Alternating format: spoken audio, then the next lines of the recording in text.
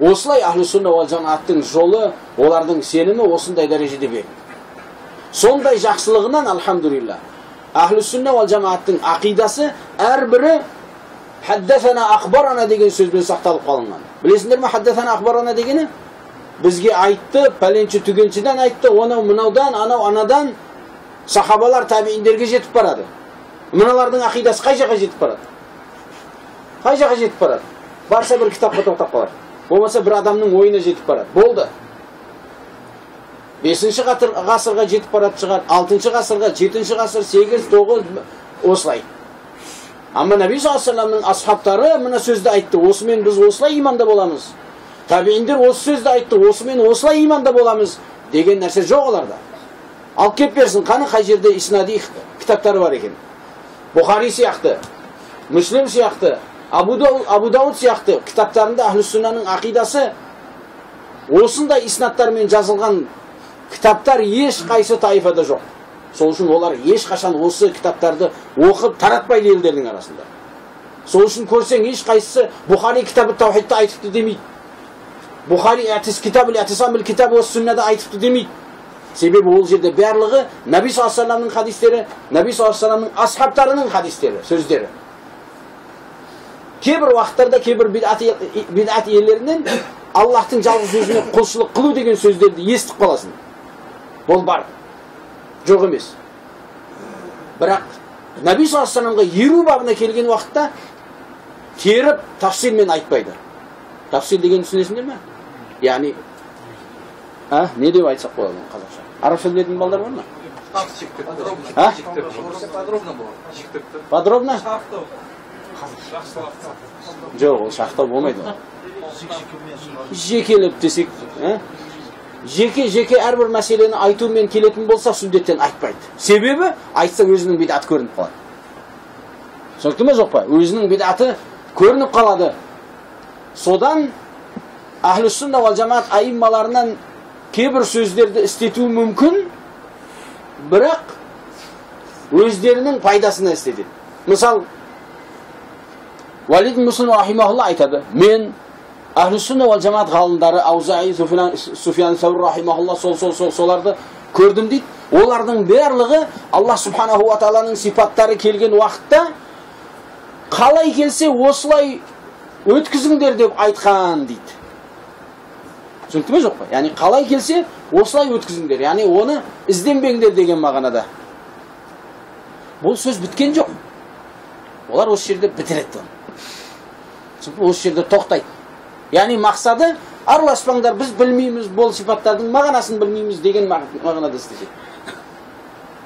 Сол жерде нүкте емес, ол жерде үтір бар. Вергул дей ма? Вергул дей ма, оны не дейді? Үтір бар. Запятая дей ма? Запятая бар, ол жерде нүкте жоқ. Ар жағына өт.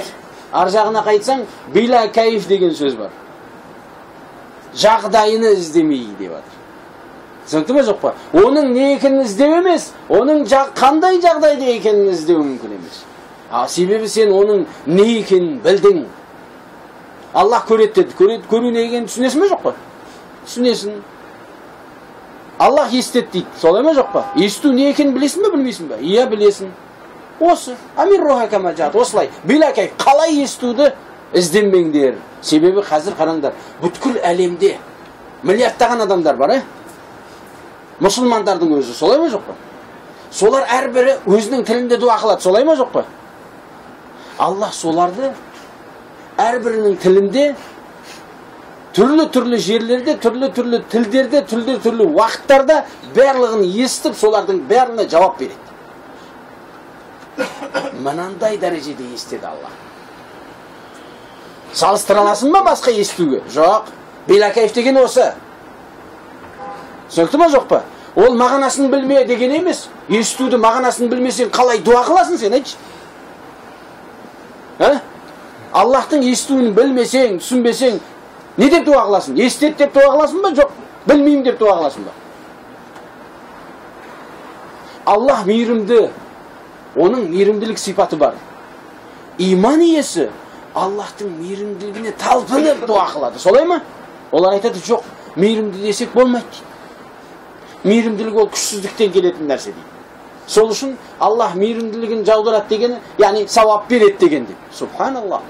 Сонда сауап беру мен мейірімділікті яғни бір қыл қойдыңдар ма?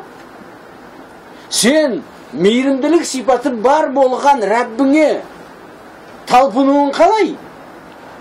Байлануың қалай? Тағы екіншісі не? Сауап беретін Рәббіңе талпынуың қалай? Салыстырып көр. Салыстырып көрсең. Екеуінде айырмасы өте үлкен. Сен білесің, еш нәрсе бермесе де саған мейірімді адам сен үшін қымбат. Мейірімділіктің қадірі басқаша. Аллах айтады, өткенде сабақтарда болған бауырларға ишара қылып айтып едік оны. Аллах айтады, "Фатаваккал алал азизир рахим" дейді.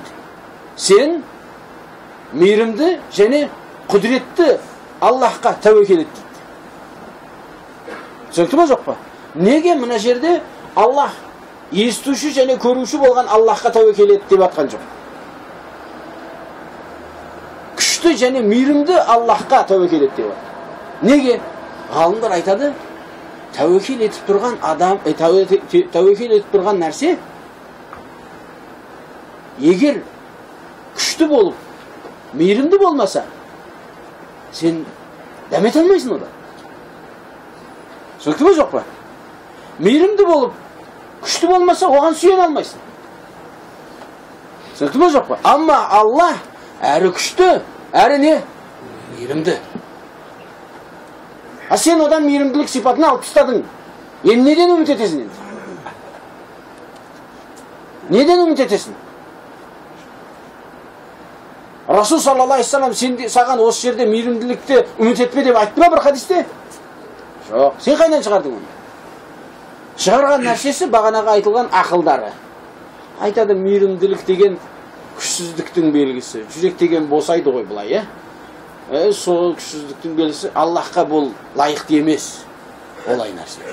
Субханаллах. Сонда сен Аллахты пайғамбардан жақсырақ білесің ба? Немесе сахабалардан жақсырақ білесің ба? Олар Аллах субханаху ва тағала, яғни Наби саллаллаху алейхи ва саллям айтады, "Ирхаму ман фил арди ярхамукум ман фис сама."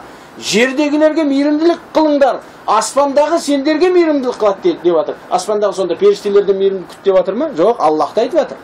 Аллах саған мейірімділік қылады деп жатыр. Сен жердегілерге мейірімді бол, аспандағы Аллах саған мейірімді болады деп жатыр.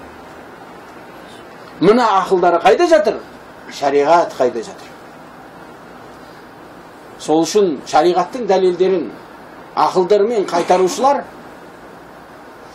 бұл қай бір ғасырда да болған. Бұл қияметке шейін болатын нәрсе.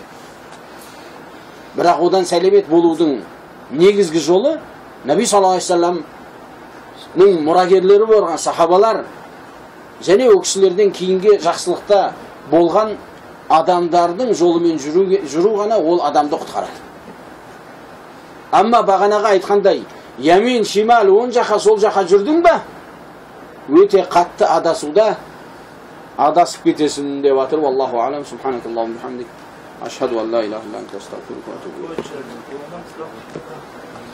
илейк.